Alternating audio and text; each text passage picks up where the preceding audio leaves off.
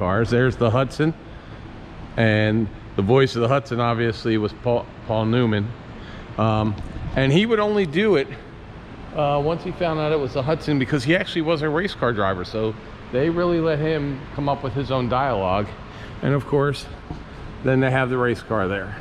So welcome to another episode of Junkyards and Barn Finds with Sean, and I'm Sean.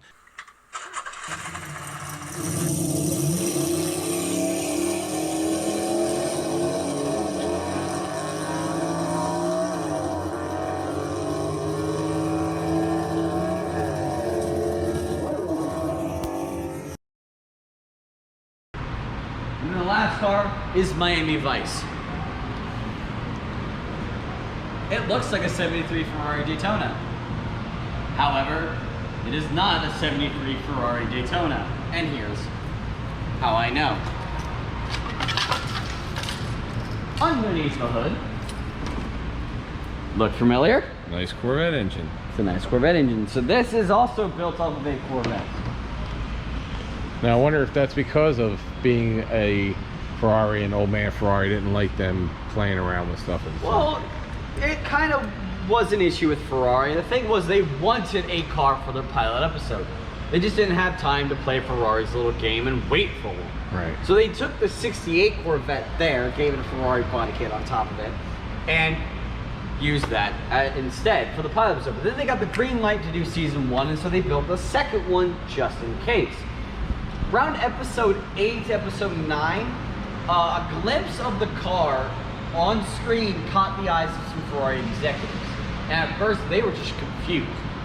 They were like, how did they get one of our cars? So they went to their database and searched where all the Ferrari Daytonas were, and that's when they found out that because all the Ferraris were where they're supposed to be, Miami Vice was using a fake Ferrari Daytona, but emphasis on A. They thought, they then found out that they knew it was a fake. So they called them up and said, hey, time out. We can't have you using that car. We know it's a fake. It's against our policy. It's against our image. We'll make you a deal. If you agree to destroy it on screen, we'll bring you a Ferrari. So episode 1, season 2, they blew up the 68 Corvette because they put the 73 here in a trailer. And because they blew it up on screen, they were handed the keys to a brand new Ferrari Testarossa. And that's what everybody remembers, is the Testarossa. Everyone remembers that beautiful white Testarossa. But I think if you watch the Miami Vice version of Phil Collins' In the Air Tonight, which was an episode, I believe they are driving this in that music video. I believe this is the car. It's not the Testarossa. I believe it's this one at night, with the scenes from the movie that's in the Air Tonight episode. I only know that because I was watching it about 3 weeks ago. Now for the DeLorean. Now this is definitely not the original. I can prove it for 2 reasons. One, Universal Studios still actually owns all 6 of them. Plus, Universal Studios vehicles, when they used them for the film, they were all manual transmission. Ours is an automatic, but it's the next car you get to sit in. Oh, sweet. All right. Go right ahead. So the one thing I do know about these real DeLoreans, just like the C5 Corvette. That, except that these things could not do 88 miles an hour when they were new. Their top speed was about 75. Actually, their top speed on the speedometer was 95. Right, but their top actual driving speed was 75. They couldn't go higher, the first ones. But this is absolutely cool. So if we're sitting in here, which is kind of weird because I remember seeing the first movie that came out when I was in high school, and this has 32,000 miles on it. But I love the date, was 1985 was the last time they departed, which was, wasn't there a date? Do you remember the date when it was supposed to be in the future? October 26th, if I'm not mistaken. It was October 26th, but it was supposed to be like the present time was going to be 2015. 2015. Yeah, they went to 2015. Then then the last film, I believe, they went to 2022.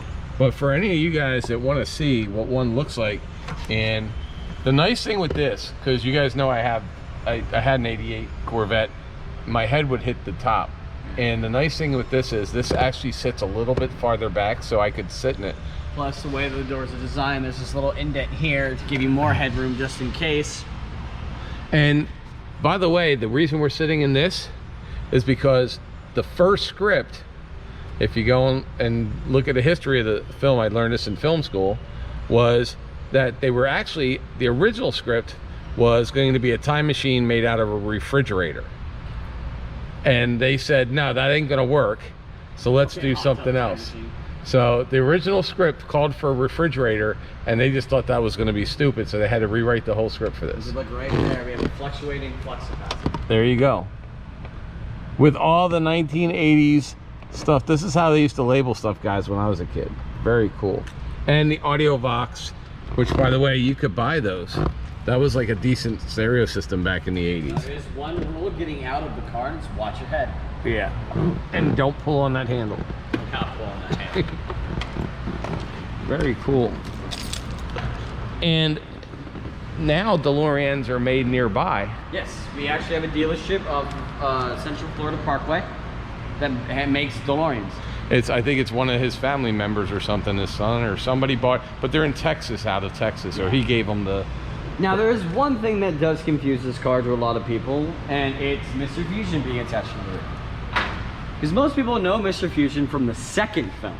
Right. However, if people go back and rewatch the first film, the last time you see the car actually reappears from... Did you ever want it? No, I'm good, thanks. You want to? I just want one. Okay. Most people would forget to see that the last time you see the car is Mr. Fusion's attached to the rear. The reason why is that was actually a spoiler for the second film due to the fact they got the green light to film the second film about 3/4 of the way during the first film. Okay. Same thing happened in the second film for the third film. And that at the end of the film you hear this train horn. That was for the time train. Right, I remember the time train. Very cool. Very cool, but this is a really excellent edition of it too. Wow. Awesome, awesome. I love this car no matter what.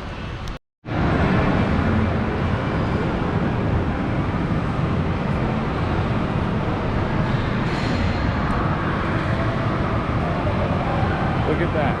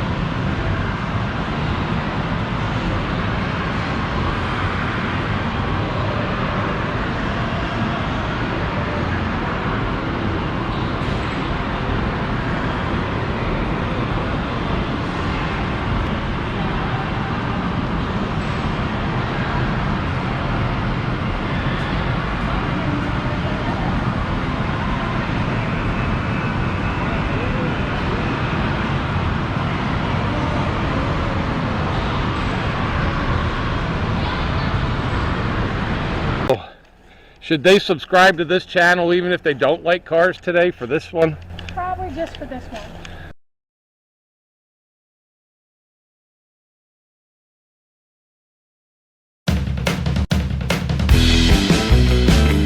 Where it says merchandise store right here, merchandise store link, you will see it says https:/junkyards-barn-finds, and you click on that and it's going to take you here.